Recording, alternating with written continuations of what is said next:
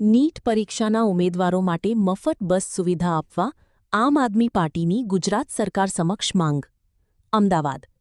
તાજેતરમાં લેવાયેલી NEET national eligibility cum entrance test પરીક્ષાનું પેપર લીક થવાને કારણે દેશભરના લાખો વિદ્યાર્થીઓમાં ભારે રોષ અને ચિંતાનો માહોલ છે. આ વિવાદ વચ્ચે હવે આમ આદમી પાર્ટી એટલે કે ઈપ દ્વારા ગુજરાત સરકાર સમક્ષ વિદ્યાર્થીઓના હિતમાં એક મહત્વપૂર્ણ માંગણી કરવામાં આવી છે. આમ આદમી પાર્ટીના કાર્યકર્તા સ્વયં સાલ્વીએ એક વિડિયો સંદેશ જાહેર કરીને ગુજરાત સરકાર અને કેન્દ્રની ભાજપ સરકાર પર આકરા પ્રહારો કર્યા છે.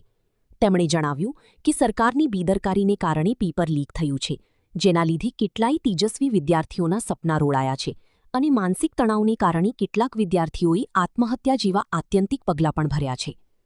21 જૂને યોજાશે ફરીથી પરીક્ષા. નેશનલ ટેસ્ટિંગ એજન્સી એટલે કે એનટીએ દ્વારા આગામી મહિનાની 21મી જૂને આ પરીક્ષા ફરીથી ઓફલાઇન માધ્યમથી લેવાનું નક્કી કરવામાં આવ્યું છે. ગુજરાતમાંથી આશરે 85,000 કરતાં પણ વધુ વિદ્યાર્થીઓ આ પરીક્ષામાં ભાગ લેવાના છે. સરકારી તંત્રના દુરુપયોગનો આક્ષેપ. સ્વયં સાલ્વીએ સરકારની નીતિઓ પર સવાલ ઉઠાવતા જણાવ્યું કે જ્યારે વડાપ્રધાન નરેન્દ્ર મોદી ગુજરાત પ્રવાસે આવે છે અને પાટણ જેવા વિસ્તારોમાં સભાઓ યોજાય છે, ત્યારે રાજ્યના તમામ 33 જિલ્લાઓમાંથી સરકારી એસટી બસો ખાલી દોડાવવામાં આવે છે. આ સરકારી તંત્ર અને જનતાના પૈસાનો ખુલ્લો દુરુપયોગ છે. વિદ્યાર્થીઓ માટે મફત મુસાફરીની માંગણી. તેમણે ઉમેર્યું કે જો વડાપ્રધાનની સભાઓ માટે બસો ફાળવી શકાતી હોય તો દેશનું ભવિષ્ય એવા વિદ્યાર્થીઓ માટે કેમ નહીં? આમ આદમી પાર્ટીએ માંગ કરી છે કે 21 જૂને યોજાનારી નીટ પરીક્ષા માટે ગુજરાતના તમામ 85,000થી વધુ વિદ્યાર્થીઓને પોતાના જિલ્લામાંથી પરીક્ષા કેન્દ્ર સુધી જવા આવવા માટે ગુજરાત એસટી એટલે કે જીએસઆરટીસી બસોમાં મફત મુસાફરીની સુવિધા આપવામાં આવે. વિદ્યાર્થીઓ પોતાના એડમિટ કાર્ડ એટલે કે હોલ ટિકિટ બતાવીને આ સ્પેશિયલ બસોમાં સરળતાથી મુસાફરી કરી શકે તેવી વ્યવસ્થા ગોઠવવામાં આવે. અન્ય રાજ્યોનું ઉદાહરણ આપ્યું. આપ નેતાએ જણાવ્યું કે પંજાબની ભગવંત માન સરકારી અને બિહાર સરકારે પણ વિદ્યાર્થીઓના હિતમાં આવા નિર્ણયો લીધા છે, જ્યાં 21 તારીખે વિદ્યાર્થીઓ માટે સરકારી બસો દોડાવવામાં આવશે.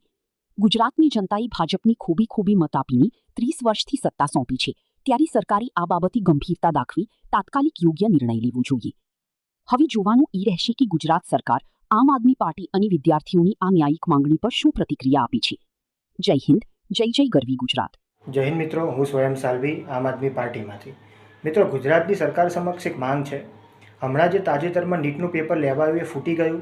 સરકારની બેદરકારીના કારણે કેટલાય વિદ્યાર્થીઓના જીવન જોખમાયા છે, કેટલાય લોકો આત્મહત્યા કરી, કેટલાય લોકોના સપના રોડાયા છે. હવે ગુજરાતની અને કેન્દ્રની ભાજપ સરકારે એનટીએ એવું નક્કી કર્યું છે કે આવનારા મહિનાની 21 જૂને આ એક્ઝામ પાછી ઓફલાઈન લેવામાં આવશે. ત્યારે મારી ગુજરાત સરકાર સમક્ષ એક માંગ છે કે મોદી સાહેબ જ્યારે ગુજરાતમાં આવે, પાટણમાં જ્યારે સભા કરે, ત્યારે સમગ્ર ગુજરાતના બીજા 33 જિલ્લામાંથી ખાલી બસો દોડવામાં આવે, ખાલી બસો જવા દેવામાં આવે. એમ કરી ક્યાંક ને ક્યાંક સરકારી તંત્રનો દુરુપયોગ કરવામાં આવે છે. એનો મતલબ એમ જ છે કે સરકારી તંત્ર જો બસો આમથી આમ ફરે તો સરકારને કંઈ ફરક પડતું નથી, કોઈ નુકસાન જતું નથી. તો મારી એક સલાહ ગણો, માંગ ગણો કે વિદ્યાર્થી તરીકે કે યુવાન તરીકે એક તમને મારી વિનંતી ગણો. હવે આવનારી 21 તારીખે જે ગુજરાતમાં નીટની એક્ઝામ લેવાશે, જેમાં 85,000 કરતાં પણ વધારે વિદ્યાર્થીઓ ભાગ લેશે, તેમના માટે એક જિલ્લાથી બીજા જિલ્લામાં નીટ પરીક્ષાના સેન્ટર પર જવા માટે મફતમાં ગુજરાતની સરકારી જીએસઆરટીસી બસોની નિમણૂક કરવામાં આવે, સ્પેશિયલ બસો ફાળવવામાં આવે અને વિદ્યાર્થીઓ પોતાનું એડમિટ કાર્ડ લઈ આ બસમાં ચડી પોતપોતાના સેન્ટર ઉપર પહોંચી શકે એવી વ્યવસ્થા કરવામાં આવે. કેજરીવાલે, પંજાબની સરકારે આ કર્યું છે. 21 તારીખે ત્યાં પંજાબની સરકારી બસો દોડશે. બિહારની સરકારે પણ નક્કી કર્યું છે. તો ગુજરાતમાં જ્યારે ખોબલે મત આપ્યા છે, 30 વર્ષની સરકાર છે, મોદી સાહેબ માટે બસો ફ્રી છે, તો આપણા 85,000 વિદ્યાર્થીઓ માટે બસો ફ્રી કેમ ના થાય? માટે મારી આ માંગણી છે. ગુજરાત સરકાર આની પર સંજ્ઞાન લઈ આની પર કામ કરે. જય હિન્દ, જય ગરવી ગુજરાત.